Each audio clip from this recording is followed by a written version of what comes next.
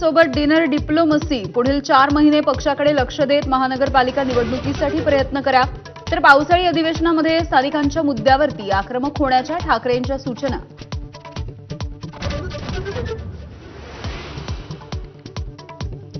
खरी शिवसेना कोणती याचा परिचय एकनाथ शिंदेंनीच करून दिलाय। गृहमंत्री अमित शहा यांनी पुन्हा एकदा ठाकरेंना डिवचलं। शहांकडून बाळासाहेबांचा अपमान, तर शिंदे लिंबू मिरची उपमुख्यमंत्री असल्याचा राऊतांचा घणाघात।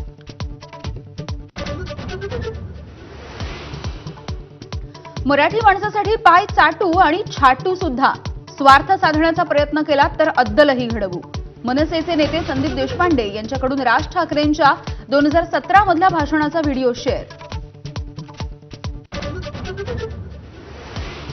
योग्य वेळी शेतकऱ्यांच्या कर्जमाफीचा निर्णय घेऊ, मुख्यमंत्री फडणवीसांची माहिती। तर कुठल्याही परिस्थितीमध्ये आळंदीत कत्तलखाना होऊ दिला जाणार नाही, वारीच्या पार्श्वभूमीवरती मोठा निर्णय।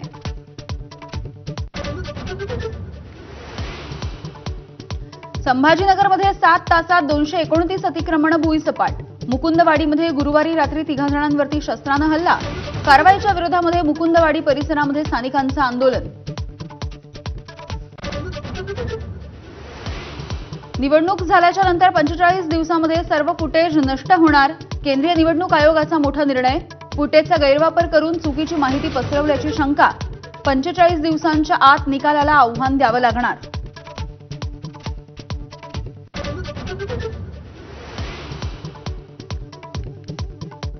रत्नागिरीतल्या मार्लेश्वर मंदिरामध्ये भाविकांसाठी ड्रेस कोड लागू। पेहराव हिंदू परंपरेला साजेसा आणि सुसंस्कृत असावा, मार्लेश्वर देवस्थानाचं भाविकांना आवाहन। आळंदी संस्थानाचे प्रमुख निरंजन नाथ यांची पोलिसांसह माध्यमांवरती सुद्धा मुजोरी। पुण्याच्या भवानी पेठेमध्ये पालखी दाखल झाल्यानंतरचा प्रकार। निरंजन नाथ यांनी माध्यमांवरती व्यक्त केला संताप।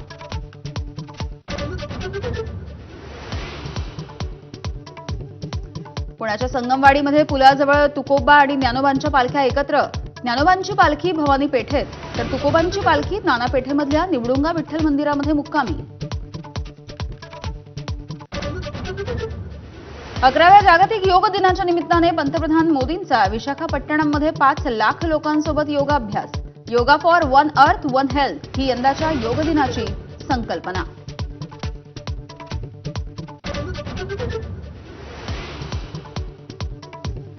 मुख्यमंत्री देवेंद्र फडणवीस यांचा पुण्यामध्ये योगाभ्यास। सावित्रीबाई फुले पुणे विद्यापीठाच्या खाशाबा जाधव क्रीडा संकुलामध्ये वारकरी, विद्यार्थी आणि पुणेकरांसोबत मुख्यमंत्र्यांची योगासनं। आणि शांततेच्या नोबेलसाठी पाकिस्तानकडून अमेरिकेचे राष्ट्राध्यक्ष डोनाल्ड ट्रम्प यांच्या नावाची शिफारस।